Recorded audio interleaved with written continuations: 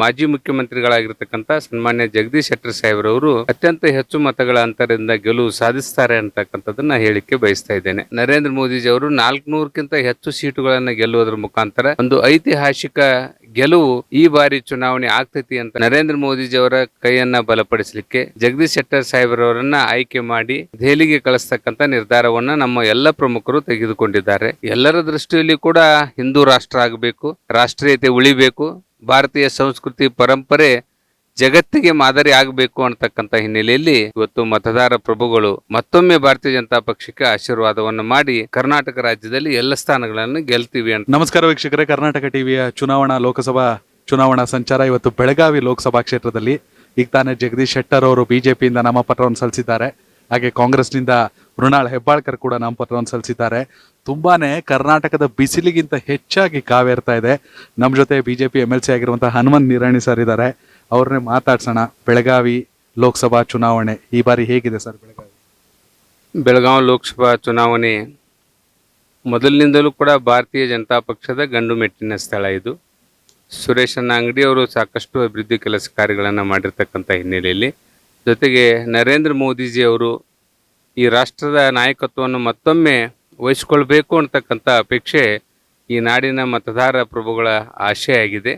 ಆ ಹಿನ್ನೆಲೆಯಲ್ಲಿ ಬೆಳಗಾವಿ ಲೋಕಸಭಾ ಕ್ಷೇತ್ರವನ್ನು ಮಾಜಿ ಮುಖ್ಯಮಂತ್ರಿಗಳಾಗಿರ್ತಕ್ಕಂಥ ಸನ್ಮಾನ್ಯ ಜಗದೀಶ್ ಶೆಟ್ಟರ್ ಸಾಹೇಬ್ರವರು ಅತ್ಯಂತ ಹೆಚ್ಚು ಮತಗಳ ಅಂತರದಿಂದ ಗೆಲುವು ಸಾಧಿಸ್ತಾರೆ ಅಂತಕ್ಕಂಥದ್ದನ್ನು ಹೇಳಿಕೆ ಬಯಸ್ತಾ ಇದ್ದೇನೆ. ಜಗದೀಶ್ ಶೆಟ್ಟರ್ ಅವರು ಬಿಜೆಪಿಗೆ ಕಂಬ್ಯಾಕ್ ಮಾಡ್ತಿದ್ದಂಗೆ ಹೊಸ ಸಂಚಲನ ಸೃಷ್ಟಿಯಾಯಿತು. ಹಾವೇರಿ ಕೇಳಿ ಬರ್ತಾ ಇತ್ತು ಅವ್ರ ಹೆಸರು, ಬೆಳಗಾವಿ ಕೇಳಿ ಬರ್ತಾ ಇತ್ತು. ಬೆಳಗಾವಿಗೆ ಅಧಿಕೃತ ಆಗ್ತಿದ್ದಂಗೆ ಸ್ಥಳೀಯ ನಾಯಕರಾಗಿ ನಿಮ್ಗಳಿಗೆ ಯಾವ ರೀತಿ ಒಂದು ರೀತಿ ಖುಷಿ ಆಯಿತು? ಸನ್ಮಾನ್ಯ ಜಗದೀಶ್ ಶೆಟ್ಟರ್ ಸಾಹೇಬ್ರವರು ಹಿರಿಯ ರಾಜಕಾರಣಿಗಳು, 6 ಬಾರಿ ಶಾಸಕರಾಗಿ, ವಿರೋಧ ಪಕ್ಷದ ನಾಯಕರಾಗಿ, ಪಕ್ಷದ ಅಧ್ಯಕ್ಷರಾಗಿ, ಮುಖ್ಯಮಂತ್ರಿಗಳಾಗಿ ಸಾಕಷ್ಟು ಅನುಭವವನ್ನು ಹೊಂದಿರತಕ್ಕಂಥವರು. ಪಾರ್ಲಿಮೆಂಟ್ನಲ್ಲಿ ಸದಸ್ಯತ್ವವನ್ನು ಪಡೆದುಕೊಳ್ಬೇಕಾದರೆ ಭಾಳಷ್ಟು ಅನುಭವ ಇರತಕ್ಕಂಥವರಿದ್ದರೆ ಸಾಕಷ್ಟು ಯೋಜನೆಗಳನ್ನು ತರಲಿಕ್ಕೆ ಅನುಕೂಲ ಆಗ್ತದೆ. ಆ ಹಿನ್ನೆಲೆಯಲ್ಲಿ ಜಗದೀಶ್ ಶೆಟ್ಟರ್ ಸಾಹೇಬ್ರವರು ಭಾಳಷ್ಟು ಅನುಭವಿಗಳಾಗಿರೋದ್ರಿಂದ ಈ ಕ್ಷೇತ್ರದ ಜನತೆ ಭಾಳಷ್ಟು ಖುಷಿಯಿಂದ ಅವರನ್ನು ಒಪ್ಪಿಕೊಂಡಿದ್ದಾರೆ. ಹೆಸರಿಗಷ್ಟೇ ಜಗದೀಶ್ ಶೆಟ್ಟರ್ ಅವರ ಅಭ್ಯರ್ಥಿ, ಆದರೆ ನೀವುಗಳೆಲ್ಲರೂ ಕೂಡ ಇಲ್ಲಿ ಅಭ್ಯರ್ಥಿನೇ. ಯಾಕಂದ್ರೆ ಬಿಜೆಪಿಯನ್ನ ಗೆಲ್ಲಿಸಬೇಕಾದ ಜವಾಬ್ದಾರಿ ನಿಮ್ಗಳ ಮೇಲಿದೆ. ರಮೇಶ್ ಜಾರಕಿಹೊಳಿ ಅವರು ಕೂಡ ಬಂದೋದ್ರು, ಜೊತೆಗೆ ಬಾಲಚಂದ್ರ ಜಾರಕಿಹೊಳಿ ಅವರಾಗಿರ್ಬೋದು, ಜೊತೆಗೆ ನಿಮ್ಮ ಪ್ರಭಾವ ಆಗಿರ್ಬೋದು, ಹನುಮಂತ್ ನಿರಾಣಿ ಅವ್ರದ್ದು, ಇವೆಲ್ಲವೂ ಎಲ್ಲದನ್ನ ಮೀರಿದ್ದು ಮೋದಿಯೇ 3ನೇ ಬಾರಿಗೆ ಪ್ರಧಾನಿ ಆಗ್ಬೇಕು ಅನ್ನೋ ಒಂದು ಸಂಕಲ್ಪ. ಇವೆಲ್ಲವೂ ಶೆಟ್ಟರ್ಗೆ ಎಷ್ಟು ಪ್ಲಸ್ ಆಗ್ಬೋದು ಅನ್ಸುತ್ತೆ? ನಿಜವಾಗಿ ಕೂಡ ಬೆಳಗಾವಿ ನಗರ ಜಿಲ್ಲೆಯಲ್ಲಿ ಭಾಳಷ್ಟು ಜನ ರಾಜಕಾರಣಿಗಳಿದ್ದಾರೆ. ಅವರೆಲ್ಲ ಹಿರಿಯರ ನಾಯಕತ್ವದಲ್ಲಿ, ಸಾಮೂಹಿಕ ನಾಯಕತ್ವದಲ್ಲಿ ಇವತ್ತು ನಾವು ನಿರ್ಧಾರವನ್ನು ತೆಗೆದುಕೊಂಡಿದ್ದೀವಿ. ನರೇಂದ್ರ ಮೋದಿಜಿಯವರ ಕೈಯನ್ನು ಬಲಪಡಿಸಲಿಕ್ಕೆ ಜಗದೀಶ್ ಶೆಟ್ಟರ್ ಸಾಹೇಬ್ರವರನ್ನು ಆಯ್ಕೆ ಮಾಡಿ ದೆಹಲಿಗೆ ಕಳಿಸ್ತಕ್ಕಂಥ ನಿರ್ಧಾರವನ್ನು ನಮ್ಮ ಎಲ್ಲ ಪ್ರಮುಖರು ತೆಗೆದುಕೊಂಡಿದ್ದಾರೆ.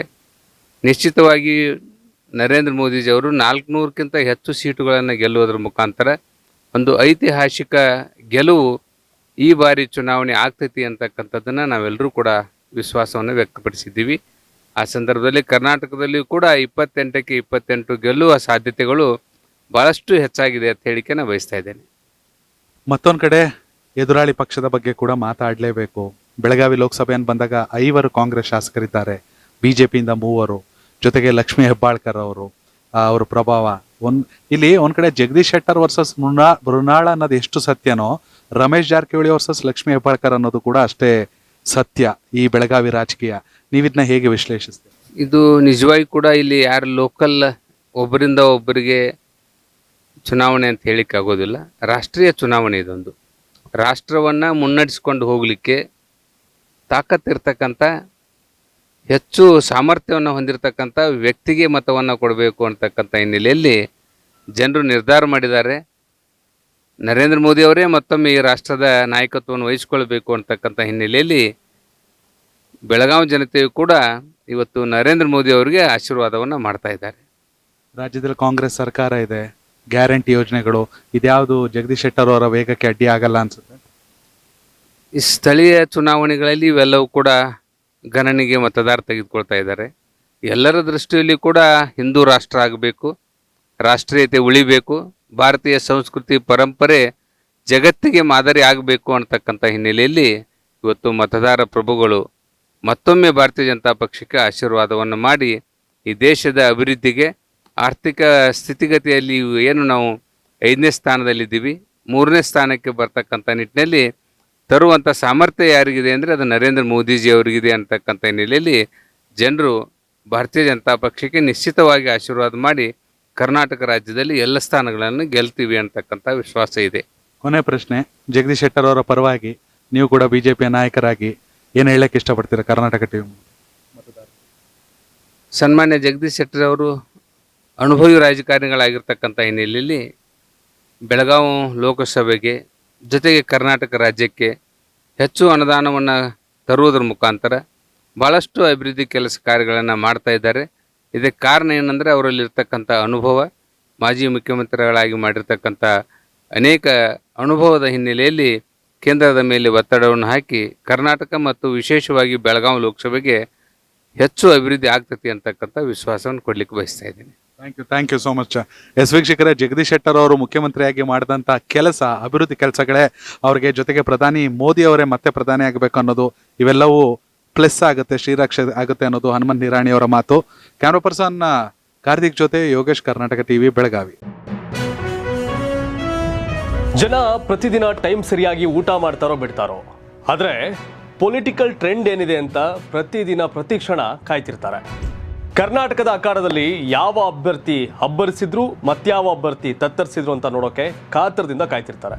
28 ಕ್ಷೇತ್ರಗಳ ಪ್ರತಿದಿನದ ಪಬ್ಲಿಕ್ ಪಲ್ಸ್ ಏನು, ಪ್ರಚಾರದಲ್ಲಿ ಯಾರ ಮುಂದೆ ಯಾರ ಹಿಂದೆ ಎಲ್ಲ ಮಾಹಿತಿಯನ್ನ ನಾವು ಕೊಡ್ತೇವೆ. ಕರ್ನಾಟಕ ಕುರುಕ್ಷೇತ್ರ 28 ಕ್ಷೇತ್ರಗಳ ಡೈಲಿ ನ್ಯೂಸ್ ಪ್ರತಿದಿನ ರಾತ್ರಿ 8 ಗಂಟೆಗೆ ಯೂಟ್ಯೂಬ್ನಲ್ಲಿ ಕರ್ನಾಟಕ ಟಿವಿ ಅಂತ ಸರ್ಚ್ ಮಾಡಿ, ನಂತರ ನಮ್ಮ ಕರ್ನಾಟಕ ಟಿವಿ ಸಬ್ಸ್ಕ್ರೈಬ್ ಮಾಡಿ. ಸಬ್ಸ್ಕ್ರೈಬ್ ಆದ್ಮೇಲೆ ನಿಮಗೆ ಹೋಮ್ ಪೇಜ್ ಬಂದರೆ ಕಮ್ಯುನಿಟಿ ಅನ್ನೋ ಆಪ್ಷನ್ ಸಿಗುತ್ತೆ. ಈ ಕಮ್ಯುನಿಟಿ ಆಪ್ಷನ್ ಕ್ಲಿಕ್ ಮಾಡಿದ್ರೆ ನಿಮ್ಮ ಕೆಳಗಡೆ 28 ಲೋಕಸಭಾ ಕ್ಷೇತ್ರಗಳ ಒಂದು ಪೋಲ್ ಕ್ರಿಯೇಟ್ ಮಾಡಲಾಗಿದೆ. ನೀವು ಹೋಗಿ 28 ಕ್ಷೇತ್ರಗಳಲ್ಲಿ ಯಾರು ಗೆಲ್ತಾರೆ, ಯಾರು ಗೆಲ್ಲಬೇಕು, ನಿಮ್ಮ ಸಪೋರ್ಟ್ ಯಾರಿಗೆ ಅಂತ ಅಲ್ಲಿ ನೀವು ಕ್ಲಿಕ್ ಮಾಡ್ಬೋದು, ಅಂದರೆ ವೋಟ್ ಮಾಡ್ಬೋದು. ಇಲ್ಲೇನು ವೋಟಿಂಗ್ ಆಗುತ್ತೆ ನಾವು ಪ್ರತಿದಿನ ನಾವು ನ್ಯೂಸಲ್ಲಿ ನಿಮಗೆ ಅಪ್ಡೇಟ್ ಮಾಡ್ತಿರ್ತೀವಿ. ಇದು ಮತದಾನದ ದಿನದವರೆಗೂ ಕೂಡ ಈ ಪೋಲಿಂಗ್ ಓಪನ್ ಇರುತ್ತೆ.